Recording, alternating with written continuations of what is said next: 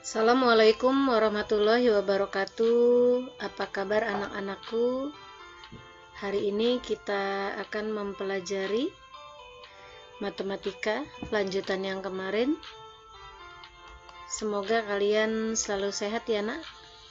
Jangan lupa tetap melaksanakan 4M. Yang pertama itu adalah memakai masker. Yang kedua, mencuci tangan. Yang ketiga, menjaga jarak. Dan yang keempat, itu adalah menghindari kerumunan. Oke, sebelum kita masuk ke materi pembelajaran matematika kelas 7 semester 2, lanjutan yang kemarin, kita berdoa sesuai dengan agama dan kepercayaannya masing-masing. Oke, sekarang kita masuk ke materi. Itu materi yang ketiga. Lanjutan yang ketiga, garis dan sudut. Itu adalah hubungan antar sudut. Nah, hubungan antara sudut ini yang akan kita pelajari itu ada 3 bagian. Yang pertama itu adalah ada yang disebut dengan sudut bertolak belakang. Nah, sudut bertolak belakang itu apa sih? Nah, sudut bertolak belakang sekarang kita perhatikan dari gambar. Nah, ada gambar. Ini sudut A, sudut B, sudut C, dan sudut D. Nah, yang disebut dengan sudut bertolak belakang itu adalah A dan C. Kemudian B dengan D. Nah, A dan C itu nilainya sama. Kemudian B dan D itu juga sama. Jadi A sama dengan C, B sama dengan D. Berarti sudut yang disebut dengan sudut bertolak belakang itu adalah 2 buah sudut yang posisinya saling membelakangi dan besar kedua sudut itu sama. Itu yang disebut dengan sudut bertolak belakang. Nah, kemudian yang kedua ada yang disebut dengan sudut berpenyiku. Nah, apa sih sudut berpenyiku itu? Kalian sudah mempelajari ya ciri-ciri sudut siku-siku. Nah, syaratnya apa? Kalian perhatikan pada gambar. Nah, ini disebut dengan sudut berpenyiku. Sudut A berpenyiku dengan B. Nah, sudut berpenyiku itu adalah sudut A ditambah sudut B itu sama dengan 90 derajat. Jadi, 2 buah sudut disebut dengan sudut berpenyiku jika dua sudutnya membentuk sudut siku. Itu yang dimaksud dengan sudut berpenyiku. Dan yang ketiga itu adalah sudut berpelurus. Kenapa ya disebut berpelurus? Nah, sudut berpelurus itu kita perhatikan dari gambar. Nah, gambar ini dilihat. Nah, sudut A plus B ini disebut dengan sudut berpelurus. Nah, sudut A ditambah sudut B itu sama dengan 180 derajat. Berarti sudut berpelurus itu adalah sudut yang membentuk sudut lurus dan besarnya adalah 180 derajat. Nah, jadi nanti kalian bisa membedakan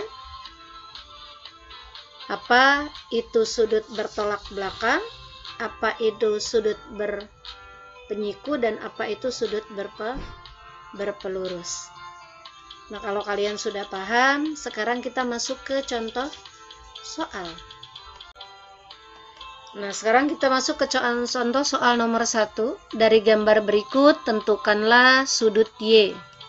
Nah, kita perhatikan gambarnya. Nah, dari ketika contoh yang tadi, kita sudah tahu kalau ini berarti disebut dengan sudut berpenyiku. Nah, syarat berpenyiku itu apa? Berpenyiku itu sudutnya sama dengan 90 derajat. Berarti sudut Y ditambah 60 derajat itu sama dengan 90 derajat. Nah, berarti Y sama dengan 60-nya pindah ruas, yang tadinya positif jadi negatif. Berarti Y sama dengan 90 dikurang 60 derajat, itu Y-nya sama dengan 30 derajat. Maka sudut dari gambar nomor 1 ini adalah Y sama dengan 30 derajat. Nah, itu untuk contoh soal nomor 1. Nah, sekarang kita masuk ke soal nomor 2. Contoh nomor 2. Besar sudut PLK dari gambar di bawah ini adalah, nah sekarang kita akan menentukan besar sudut PLK. Nah, sebelum menentukan sudut PLK, berarti di sini simbol-simbol yang ada atau variabel yang digunakan itu adalah variabel A. Maka kita harus menentukan dulu nih, sudut A-nya berapa. Nah, sekarang kita tuliskan dulu, diketahuinya sudut KLN itu adalah KLN itu adalah 5A. Kemudian sudut NLP itu adalah 2A plus 40. Sudut PLM itu sama dengan 3A. Nah, ditanyakan adalah sudut PLK-nya. Nah, sekarang akan kita tentukan dulu nih nilai A-nya. Dari gambar ini, sudut KLM ini adalah membentuk sudut berpelurus. Nah, syarat sudut berpelurus itu apa? Syarat sudut berpelurus itu sama dengan 180 derajat. Berarti besar sudut KLM itu adalah 180 derajat. Nah, sudut KLM itu apa saja? Sudut KLM itu adalah sudut KLN ditambah sudut NLV ditambah sudut PLM itu sama dengan 180 derajat. Nah, sekarang kita masukkan nih, sudut KLN-nya berapa? KLN itu sama dengan 5A, berarti kita masukkan sini 5A. Kemudian ditambah sudut NLP, itu adalah 2A plus 40, kita masukkan. Sudut PLM, itu adalah 3A, kita masukkan 3A, itu sama dengan 180 derajat. Maka nih, ada suku-suku sejenis. Di sini 5A, 2A, 3A. Berarti kita jumlahkan 5A ditambah 2A ditambah 3A itu sama dengan 10A, kemudian ditambah dengan 40 sama dengan 180. Nah, yang 40 ini pindah ruas ke sebelah kanan. Berarti 10A sama dengan plus 40 pindah ruas jadi negatif 40. Berarti 10A sama dengan 180 dikurang 40 itu sama dengan 140. Nah, maka A sama dengan 140 dibagi dengan 10 sehingga didapat A-nya sama dengan 14. Nah, kita sudah dapat nih nilai A-nya sama dengan 14. Berarti yang akan kita cari adalah sudut PLK-nya. Sudut PLK itu tadi apa? Sudut PLK sama dengan sudut KLN ditambah dengan sudut NLP.